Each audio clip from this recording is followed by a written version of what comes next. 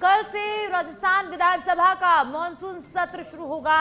16वीं राजस्थान विधानसभा का षष्ठम सत्र कल यानी कि 20 अगस्त से शुरू होगा। सुबह 11 बजे विधानसभा की कार्यवाही शुरू होगी। सरकार विधानसभा के मॉनसून सत्र में यूसीसी बिल लाएगी। सदन के हंगामेदार रहने के आसार। तो कल से राजस्थान विधानसभा का मॉनसून सत्र शुरू हो रहा है। कल सुबह 11 बजे सदन की कार्यवाही शुरू होगी और सदन के हंगामेदार रहने के आसार बने हुए हैं। कल सरकार सदन में यूसीसी बिल लेकर आएगी और विपक्ष का सदन में हंगामे के आसार बने हुए हैं। 16वीं विधानसभा का सत्र कल से शुरू होगा। राजस्थान विधानसभा का षष्ठम सत्र गुरुवार यानी कि 20 अगस्त से शुरू होगा। सुबह 11 बजे सदन की कार्यवाही शुरू होगी।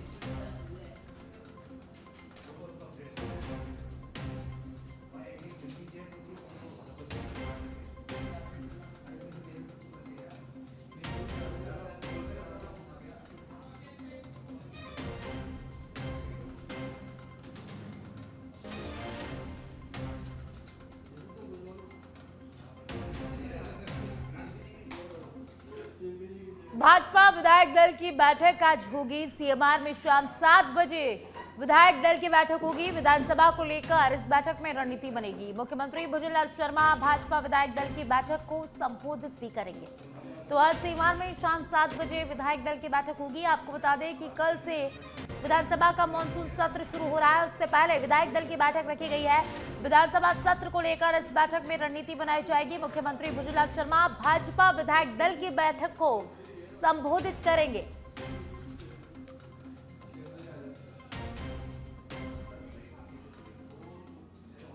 जयपुर से खबर है, जहां किशनपोल गेट पर एक युवक चढ़ गया। युवक के गेट पर चढ़ने से हड़कंप मच गया है। घटना की सूचना मिलते ही पुलिस मौके पर पहुंची है। युवक को नीचे उतारने की कोशिश लगातार की जा रही है। मौके पर लोगों की भारी भीड़ जमा हो गई है। पुलिस ने मौके पर मोर्चा संभाला हुआ है।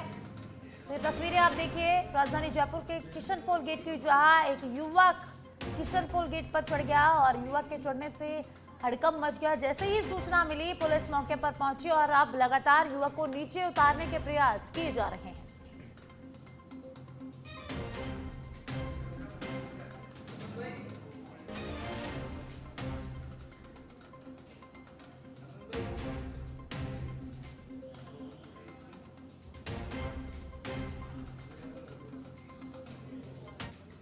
गोपालपुरा बाईपास के कोचिंग सेंटर आज से 3 दिन बंद और जीडीए के नोटिस के विरोध में राजस्थान कोचिंग एसोसिएशन का बड़ा फैसला सामने आया है। एसोसिएशन ने 3 दिन कोचिंग सेंटर बंद रखने का ऐलान किया है। जीडीए की कार्रवाई से करीब 3 लाख विद्यार्थियों के प्रभावित होने का दावा किया जा रहा है और अब तक करीब 90 कोचिंग सेंटरों को नोटिस दिए जा चुके हैं। भवन विनियमों के उल्लंघन के मामलों में नोटिस जारी किए गए। सुप्रीम कोर्ट के निर्देश के बाद जीडीए की कार्रवाई तेज हो गई है। गोपालपुरा बाईपास से आतिश मार्केट तक करीब 150 कोचिंग संस्थानों की जांच प्रस्तावित। रिहायशी इलाकों में बेसमेंट में चल रही लाइब्रेरी भी जांच के दायरे में है। गोपालपुरा बाईपास में व्यवसायिक क्षेत्र को लेकर जीडीए को सुप्रीम कोर्ट में जवाब देना है। व्यवसायिक क्षेत्र में संस्थागत गतिविधियों को लेकर भी जवाब मांगा गया। तो अब जीडीए की कार्रवाई के विरोध में कोचिंग संचालकों ने बंद का रास्ता अपनाया। नोटिस के बाद अब जीडीए की अगली कार्रवाई क्या होगी, इस पर सभी की नजर।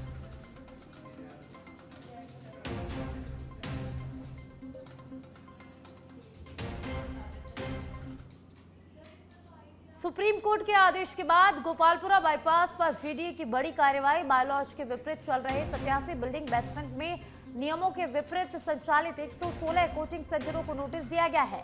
जीडीए ने 4 लाइब्रेरी और 1 बिल्डिंग में जिम को सील कर दिया है। अवैध बिल्डिंग और कोचिंग संस्थानों को 7 दिन में जवाब देने के निर्देश दिए गए। बिल्डिंग बायलॉज के अनुसार कोचिंग सेंटर के लिए न्यूनतम 500 वर्ग मीटर भूखंड जरूरी। बेसमेंट में कोचिंग कक्षाएं और लाइब्रेरी चलाने की अनुमति नहीं है। जीडीए की सर्वे रिपोर्ट के बाद नियम तोड़ने वालों पर कार्रवाई जारी है। सुप्रीम कोर्ट ने शहर में कोचिंग संस्थानों की स्थिति पर रिपोर्ट मांगी थी। जीडीए ने बिल्डिंग बायलॉज समेत अन्य नियमों के उल्लंघन पर कार्रवाई शुरू की है।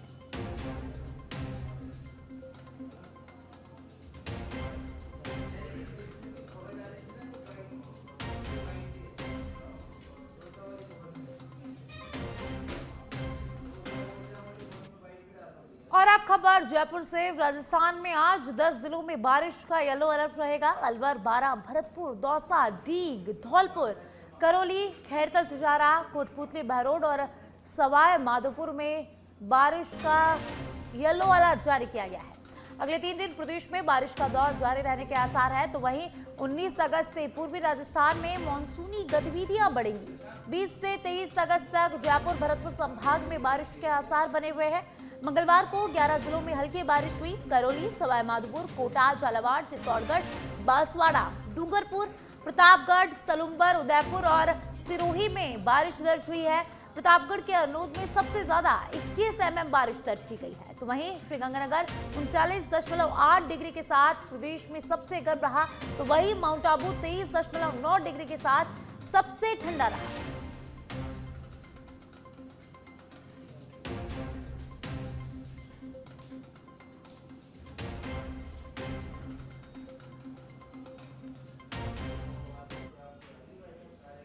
राजस्थान के 8 शहरों में 675 ई बसें संचालन का लक्ष्य है। सीएम भजनलाल शर्मा ने मंगलवार को 24 ई बसों को हरी झंडी दिखाई। जयपुर को 4 ई बस और यहां पर मिली है। जयपुर शहर को 3 चरणों में अब तक 49 ई बसें यहां पर मिल चुकी है। भीलवाड़ा और कोटा को 10-10 ई बसें मिली हैं। तो वहीं जयपुर में कुल 150 ई बसें चलाने की योजना। जयपुर शहर के 17 रूट पर ई बसें चलाई जाएंगी। वर्तमान में केवल 3 रूट पर ही ई बसों का संचालन हो रहा है।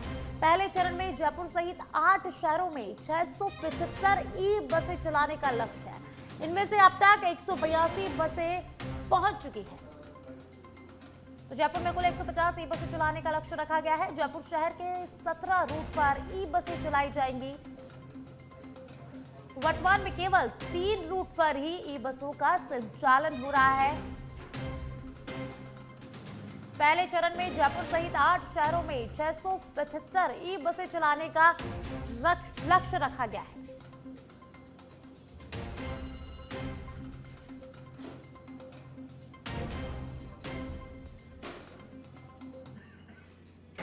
और अब खबर जोधपुर से है, जहां पुलिस ने मथानिया थाना क्षेत्र के सरहद मालूंगा में फायरिंग कर दहशत फैलाने वाली गैंग के खिलाफ बड़ी कार्रवाई करते हुए 6 आरोपियों को गिरफ्तार कर लिया है। तो वहीं एक विधि से संघर्षरत नाबालिग को संरक्षण में लिया गया है। कार्रवाई पुलिस आयुक्त अंशुमन भूमिया के निर्देश पर डीसीपी मनीष कुमार चौधरी के निर्देशन में मथानिया, करवट थाना पुलिस और डीएसटी की संयुक्त टीमों ने की है। पुलिस आरोपियों से पूछताछ में अब जुटी हुई है।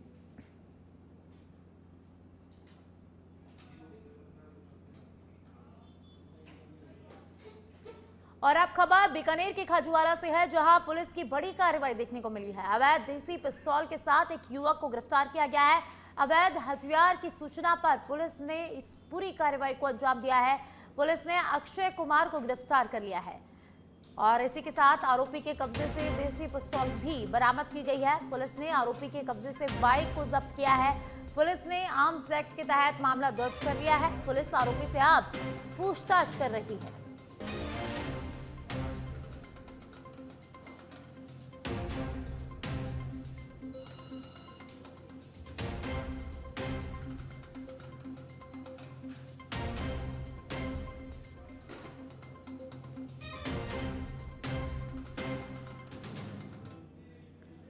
और इसी बीच राजधानी जयपुर से बड़ी खबर सामने आई है। हाईकोर्ट ने चिकित्सा विभाग से जवाब मांगा है। अस्पताल प्रशासक का एक पद याचिकाकर्ता के लिए रिक्त रखने का आदेश। जयपुर हाईकोर्ट ने चिकित्सा विभाग से जवाब तलब किया है। याचिकाकर्ता के अधिवक्ता हितेश बागड़ी ने कोर्ट को बताया, ये संविदा अस्पताल प्रशासक भर्ती 2025 का मामला है। राज्य कर्मचारी चयन बोर्ड के द्वारा निकाली गई थी ये भर्ती।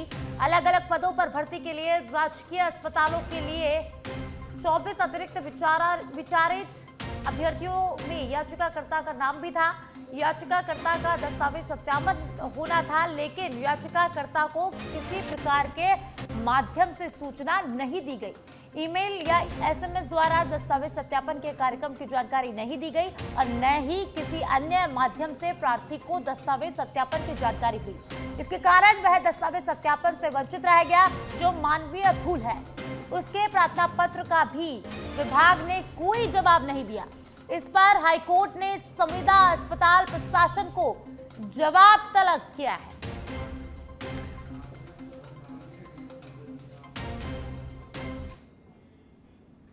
जयपुर से खबर है, जहां डाइट चार्ट बनवाने के लिए मरीजों की दौड़, मरीजों का इलाज ओपीडी में हो रहा, परिजनों को जाना पड़ रहा डाइट का चार्ट लेने 500 मीटर दूर। एसएमएस अस्पताल के मुख्य भवन की तीसरी मंजिल पर किचन है। शुगर, थायराइड, ओबेसिटी, दिल, लीवर मरीजों का डाइट चार्ट यहां पर बनता है। वर्तमान में एसएमएस अस्पताल में 5 डाइटिशियंस कार्यरत हैं। सभी किचन में बैठकर डाइट चार्ट बना रहे हैं। इससे पहले 2018 से 2023 तक डायबिटिक ओपीडी में यह सुविधा मिलती थी। परामर्श के तुरंत बाद आहार संबंधी सलाह मिल जाती थी और अब व्यवस्था बदलने से रोजाना बड़ी संख्या में किचन तक पहुंच रहे हैं लोग।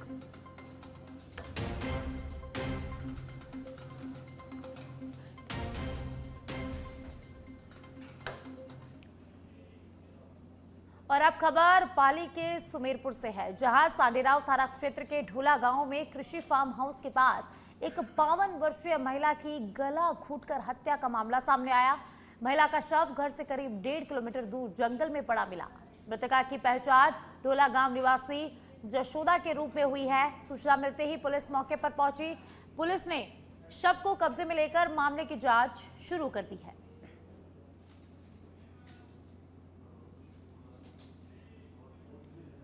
और अब खबर बालोतरा से है, जहां नगर पालिका जसोल में कार्यरत सफाई कर्मियों ने लंबे समय से वेतन भुगतान नहीं होने के विरोध में धरना देकर प्रदर्शन किया है।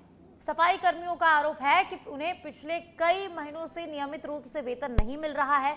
बड़ी संख्या में महिला सफाई कर्मी नगर पालिका परिसर में धरने पर बैठी रही। उनका कहना है कि उन्हें आश्वासन नहीं बल्कि बकाया वेतन का शीघ्र भुगतान चाहिए। हमारे कर्मचारी यहाँ और मोरा 3-4 महीना हो रहा पेमेंट नहीं हो रही है। मैंने पीएफ भी किया, पीओपी मनाने नहीं मिल रही है। माँ में सारी लेडीज बैठी है धरना माते। मोने आने हाल राम सिंह आने कोई बात नहीं करी है। कौन है राम सिंह? राम सिंह है, मोर ठेकेदार है साहब। अच्छा, कितने महीने से आपका बकाया है? बकाया 4 महीना हुए। अच्छा, कितना कर्मचारी है? हम कर्मचारी 30-35 लुगा है। 20-25 अब आप क्या चाहते हो? घरे महिला बोल दिया कि घर जाओ। घर जा रहे हैं। हाँ। अगर पेमेंट नहीं मिली तो भी घर जाओ। पेमेंट मिल जाए तो बेटर वाला। बताओ ते घरे जाओ, घरे कहण वास्ते जाओ, धंधो करियो, कमाड़ा रुपया लेने जाओ तो भीख थोड़ी मांगवाना आया था। भीख मांगता तो काम नहीं करता, भीख मांगता तो कमटा माती जाओ था। है कमाड़ा रुपया लेने जाओ, क्यों जाओ? घरे मोरी मांग पूरी करी, घरे जाओ नहीं बैठा मोदी।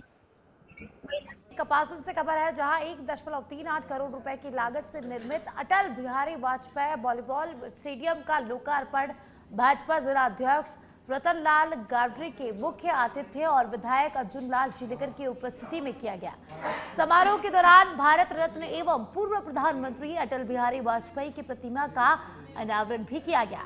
विधायक अर्जुन लाल जीनेकर ने कहा कि कपासन नगर पालिका बोर्ड ने विकास कार्यों को गति देते हुए नगर के विकास में नए आयाम स्थापित किए हैं।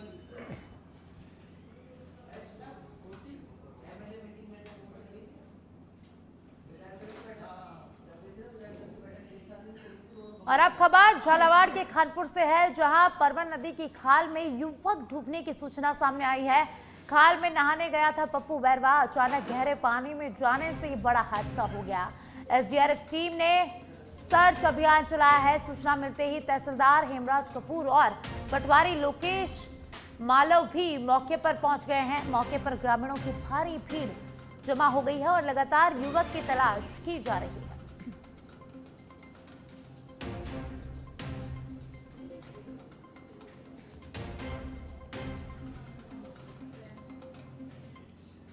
और अब खबर दौसा से है, जहां गुप्तेश्वर रोड पर ट्रैक्टर ट्रॉलियां खड़ी करीब 6 से 7 घंटे तक सड़क मार्ग बाधित करने के मामले में कोतवाली थाना पुलिस ने 14 नामजद सहित करीब 200 लोगों के खिलाफ मामला दर्ज किया है। पुलिस के अनुसार मामला 18 अगस्त का है। पुलिस ने बताया कि लोग अवैध खनन के खिलाफ की गई कार्रवाई के विरोध में नारेबाजी करते हुए सड़क पर धरना दे रहे थे। पुलिस ने लोगों को समझाकर सड़क खोलने का प्रयास किया, लेकिन प्रदर्शनकारी कई घंटे तक सड़क पर डटे रहे। ये दिनांक 17 तारीख की बात है, 17 अगस्त की। तो गुप्तेश्वर रोड के ऊपर लगभग 150-200 लोगों ने रोड जाम कर दिया था, दिन की बात है। और इनकी मांग थी कि भाई हमारे खिलाफ जो अवैध कार्रवाई हो रही है खनन की, उसमें नियमानुसार कार्रवाई नहीं होकर हमें नाजायज़ परेशान किया जा रहा है। तो इस बात को लेकर उनको काफ़ी समझाइश भी की गई थी, लगभग 4-5 घंटे समझाइश चली है। और जब समझाइश के बावजूद नहीं माने और व्यवस्था बिगाड़ने की कोशिश की तो उनके खिलाफ रोड जाम। और अब खबर झुंझुनू से है, जहां भाई बहन के अटूट प्रेम और स्नेह का पर्व रक्षाबंधन इस बार 28 अगस्त को मनाया जाएगा। पर्व को लेकर बाजारों के साथ डाक विभाग में भी तैयारियां शुरू हो गई है। दूर रहने वाले भाई बहनों तक राखी सुरक्षित और समय पर पहुंचाने के लिए डाक विभाग ने विशेष वाटरप्रूफ राखी लिफाफे और पैकिंग बॉक्स उपलब्ध करवाए हैं। डाकघर में राखी भेजने के लिए विशेष लिफाफे और बॉक्स खरीदने को लेकर लोगों में काफी उत्साह नजर आ रहा है।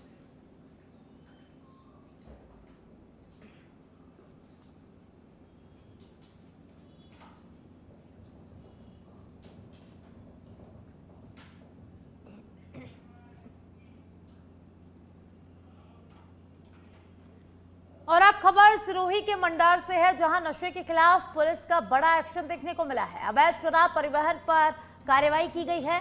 एक टाटा ट्रक से अवैध शराब की खेप को जब्त किया गया है। राजस्थान से गुजरात की ओर परिवहन किया जा रहा था। पुलिस ने रामाराम जाट को गिरफ्तार किया है। पुलिस आरोपी से अब पूछताछ में जुटी हुई है।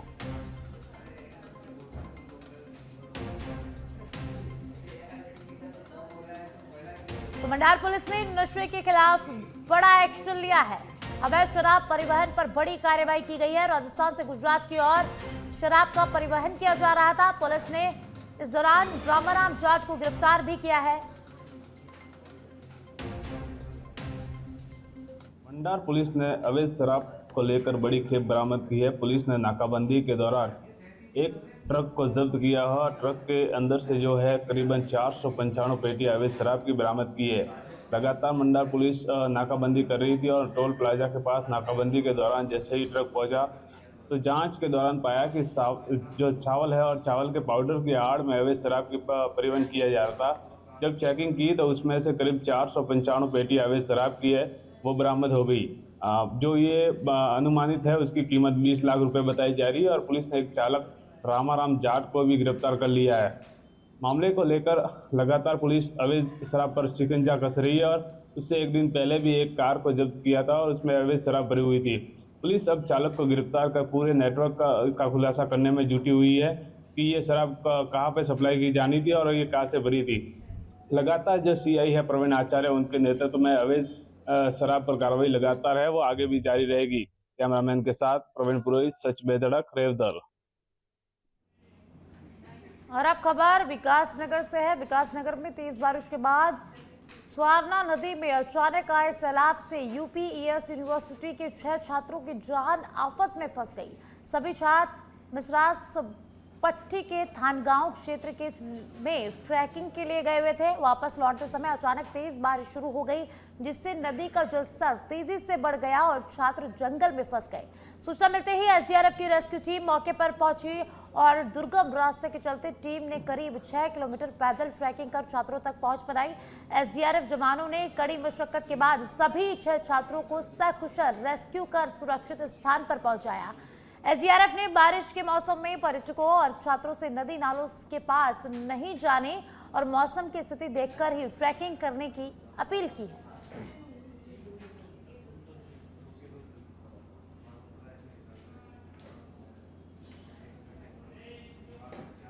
उत्तराखंड में आगामी चुनाव को लेकर कांग्रेस ने तैयारियां तेज कर ली है। पार्टी ने अब अपना चुनावी घोषणा पत्र तैयार करने की कवायद शुरू कर दी है, जिसे जनता और प्रदेश के अलग अलग वर्गों के मुद्दों को ध्यान में रखकर तैयार किया जाएगा। मैनिफेस्टो कमेटी बेरोजगारी, पलायन, महंगाई, महिला सुरक्षा, किसानों की समस्याएं, शिक्षा, स्वास्थ्य, कर्मचारियों और व्यापारियों से जुड़े मुद्दों पर मंथन करेगी। कमेटी के अध्यक्ष विधायक भुवन कापड़ी, संयोजक प्रेम बहुखंडी समेत अन्य सदस्य पार्टी की रणनीति को आगे बढ़ाएंगे। कांग्रेस की कोशिश है कि सामाजिक संगठनों और आम लोगों से सुझाव लेकर उनके मुद्दों को चुनावी एजेंडे में शामिल किया जाए।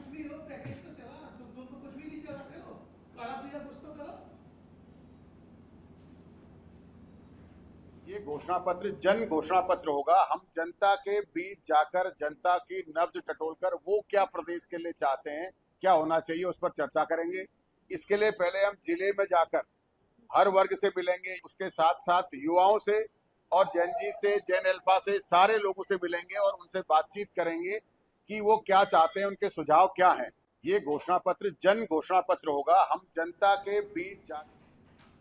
और अब चमोली से बड़ी खबर है, जहां टीएचडीसी टनल से एक और श्रमिक का रेस्क्यू किया गया है। टनल हादसे में अब एक श्रमिक की तलाश शेष है।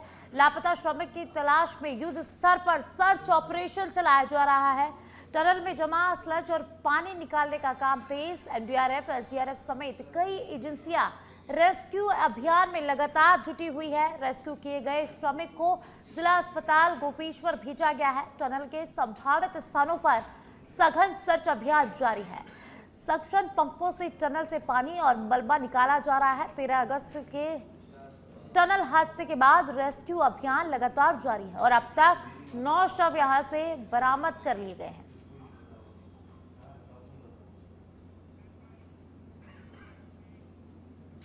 और अब खबर झुंझुनू के खेतड़ी से है, जहां गोवर्धनपुरा गांव में एक कुएं में बुजुर्ग महिला का शव मिलने से क्षेत्र में सनसनी फैल गई है। शव मिलने की सूचना पर खेतड़ी नगर थाना पुलिस मौके पर पहुंची और ग्रामीणों की मदद से शव को कुएं से बाहर निकलवाया गया। पुलिस के अनुसार शव करीब 7 से 8 दिन पुराना बताया जा रहा है। मृतका की उम्र करीब 60 से 65 वर्ष के बीच होने का अनुमान है। पुलिस के अनुसार पहचान और पोस्टमार्टम के बाद ही मौत के कारणों को लेकर स्थिति स्पष्ट हो पाएगी।